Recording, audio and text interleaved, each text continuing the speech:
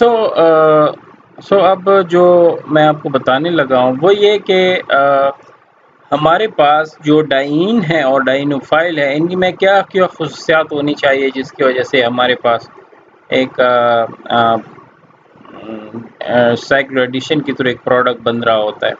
सो वो कैरेक्टरिस्टिक क्या क्या है इसके, ये क्या होनी चाहिए, इस पे हम बात करेंगे। तो सबसे पहली बात तो ये है कि अगर हम डाइन की बात करें तो डाइन में ये है कि चूंकि इलेक्ट्रॉन यहाँ से इन्होंने फ्लो करना होता है डाइनोफाइल की तरफ, तो जितने भी इसके ऊपर इलेक्ट्रॉन डोनेटिंग ग्रुप हो, यानी जो इलेक्ट्रॉन कंट्रीब्यूट करते हो डाइन को, वो ज़्यादा फेवर करेंगे साइक्लो एडिशन रिएक्शन को, डील-ज़ाइलर रिएक्शन को। कि आपके पास जितने भी इलेक्ट्रॉन, देखिए अब मेटल ग्रुप है, ये भी एक लिहाज से इलेक्ट्रॉन डोनेटिंग ग्रुप है, मेसोमेरिकली, इंडक्टिवली। आप मेसोमेरिकली इलेक्ट्रॉन डोनेटिंग, तो इसका मतलब है कि इलेक्ट्रॉन बढ़ा रहे हैं किसके ऊपर, ये डबल बॉन्ड के ऊपर। तो अब ये फेवर करेगा rate of the forward reaction for the Diels Alder और द साइक्लो एडिशन रिएक्शन, क्योंकि इलेक्ट्रॉन डोनेटिंग है।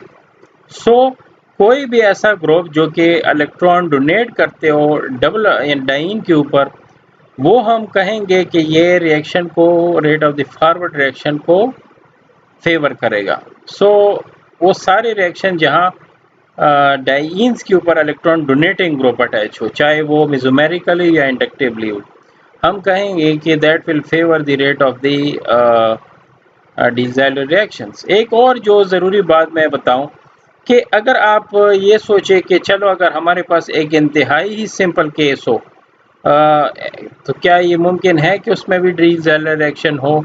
इस तरह का कोई केस हो हमारे पास कि जिसमें कोई भी इलेक्ट्रॉन डोनेटिंग ग्रुप डाइन के ऊपर ना हो और कोई भी इलेक्ट्रॉन विथड्रॉइंग ग्रुप डाइनोफाइल के ऊपर ना हो, बल्कि एक सिंपल इस तरह का केस हो, तो क्या उसमें भी डील-ज़ाइलर रिएक्शंस होगा कि नहीं होगा? सो इसका जवाब है कि होगा, लेकिन वो इतना ज़्यादा एफिशिएंट नहीं होगा, क्योंकि जो हम रेट ऑफ रिएक्शन की बात करते हैं तो रेट ऑफ रिएक्शंस हमेशा के लिए ये होते हैं कि इसमें हम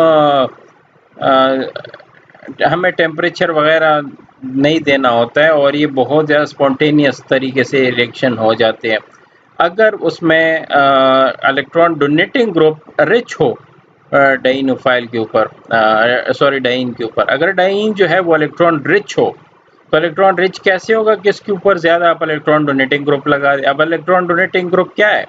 मेटल ग्रुप हो सकता है, कोई और अल्काइल ग्रुप हो सकता है, NH2 हो सकता है जो कि इलेक्ट्रॉन डोनेटिंग ग्रुप है। आप लोगों ने बेंजीन में पढ़ा था इसको। इसके अलावा आप लोग देखिए OH ग्रुप भी इलेक्ट्रॉन डोनेटिंग है।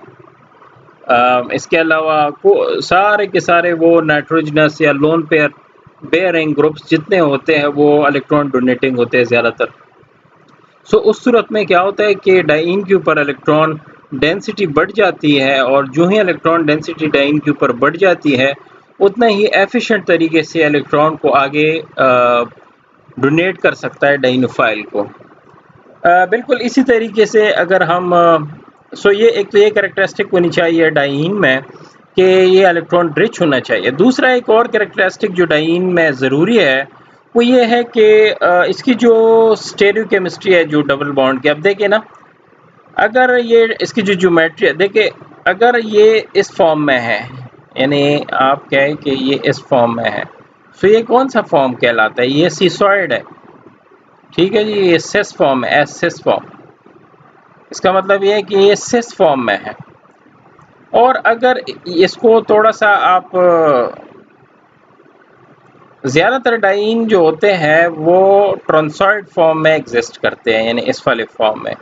वजह क्या बनती है इसकी? वजह ये होती है कि इसकी जो स्टेरिक हैंड्रेंस है ये इन दो ग्रुप्स की, तो इन दो ग्रुप्स की स्टेरिक हैंड्रेंस की वजह से यहाँ पे इन दो के बीच में स्टेरिक हैंड्रेंस की वजह से ये एक दूसरे को पुश करते हैं, जिसकी वजह से ये मॉलिक्यूल डायनामिक्स में रहता है और अनस्टेबल हो जाता है।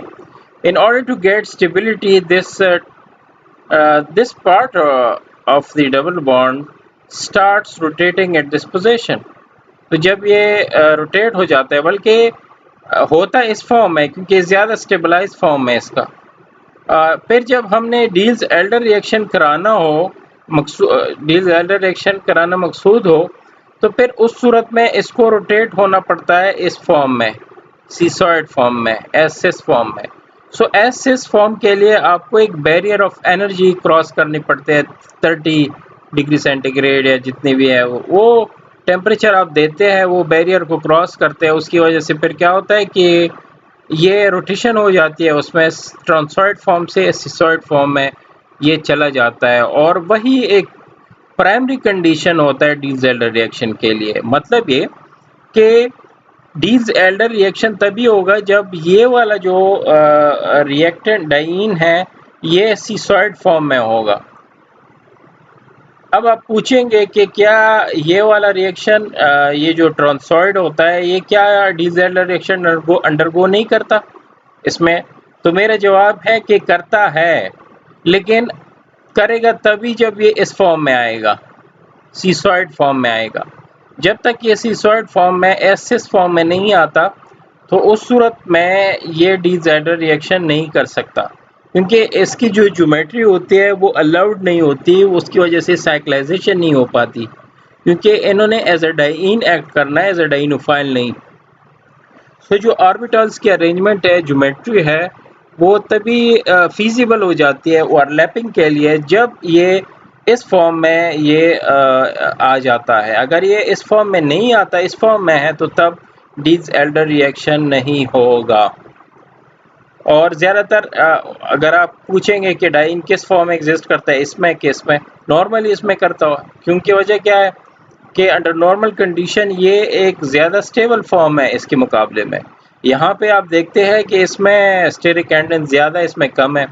सो फिर जब डील एल्डर रिएक्शन कराना हो तो इसको हमने इससे इस फॉर्म में ले आना है, यानी ट्रांसॉइड से सीसॉइड फॉर्म में लेके आना है। तो फिर उस सूरत में हमें एक बैरियर ऑफ एनर्जी, यानी एक एनर्जी देनी पड़ती है, उससे गुजरना पड़ता है।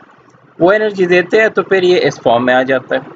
सो अब तक हमने दो कंडीशन पढ़ी है डाइईन की, कि डाइईन में क्या क्या खसूसियात होनी चाहिए। एक तो ये कि इसके ऊपर इलेक्ट्रॉन रिच डोनेटिंग ग्रुप्स होने चाहिए।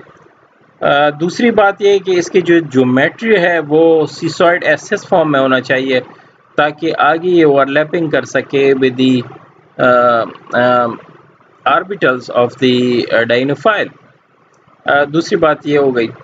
अच्छा, जितना ज़्यादा आप, अब इसका रिवर्स अगर हम देखें कि एक तो ये है कि अगर ये सिसॉइड ट्रांसॉइड फॉर्म में है तो उस पूरे फॉर्म में तो ये रिएक्शन नहीं करेगा, लेकिन रिएक्शन करेगा, थोड़ी सी एनर्जी हम देखेंगे जब वो ये सिसॉइड फॉर्म में आ जाता है।